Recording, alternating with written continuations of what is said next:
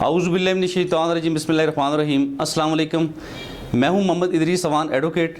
और आज मैं बात करूंगा जिनसी हरासगी के हवाले से कि एक ऐसा केस जिसमें एक ख़ातून के साथ जिनसी तौर पे उसे हरासा किया गया। वो एक जामिया में, एक यूनिवर्सिटी में वो मुलाजमत कर रही थी, तो वहाँ पे उसके साथ जिनसी हरासमेंट की गई, जिसके नतीजे में उसने वहाँ पे जॉब भी छोड़ दी और वो अपनी शिकायत लेके पहले तो उसने सिटीज़न पोर्टल पे भी रिपोर्ट किया, वहाँ पे भी उसने अपनी शिकायत दर्ज करवाई, लेकिन उस पर कोई अमल दरामद ख़ास ना हुआ। अज़ाम बाद उसने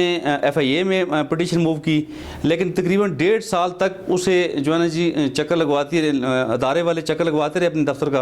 और उस पर कोई काम, कोई एक्शन ना हुआ। बिल आखिर वो बेचारी तंग आगे अपने शोहर को लेके वज़ीर-ए-आज़म पाकिस्तान इमरान खान के पास गई, तो जिन्होंने उसका तदारक भी किया, उसे तदरसी देने के लिए अदारों को उसने वज़ीर-ए-आज़म साहब ने हाई अलर्ट भी किया और उस पर बाकायदा एक तो सिटीज़न पोर्टल के हवाले से उन्होंने अपने अदारों को दुरुस्त करने के लिए बात की। इसके अलावा जो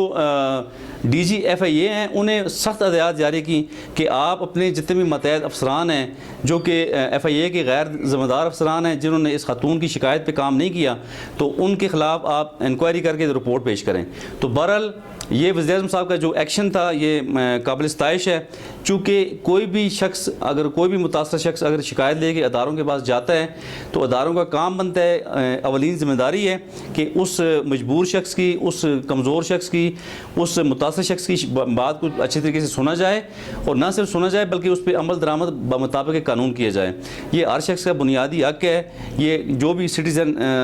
किसी भी स्टेट में रहने वाला, बसने वाला शहरी,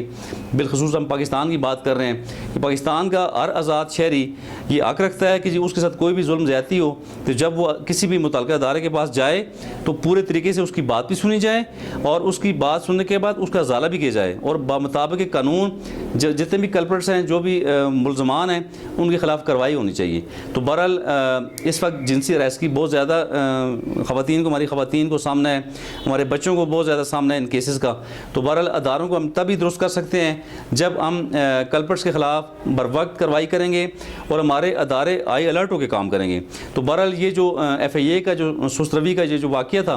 इस पर मैं समझता हूँ जी काफ़ी अदारों को इस पर काम करना चाहिए और ये काबिल अफसोस बात है कि एक इतने अहम अदारे ने, FIA ने तकरीबन 1.5 साल तक उस खातून को लारे में रखा और वहाँ पर बहुत सुस्त रवि से काम करते रहे और कोई भी उसकी ना सुनी गई, कोई सुनवाई ना हुई, तो तब जाके वो खातून वज़ीर-ए-आज़म के पास पहुँची। तो बहरहाल इसी तरह वज़ीर-ए-आज़म साहब को, हमारे जितने भी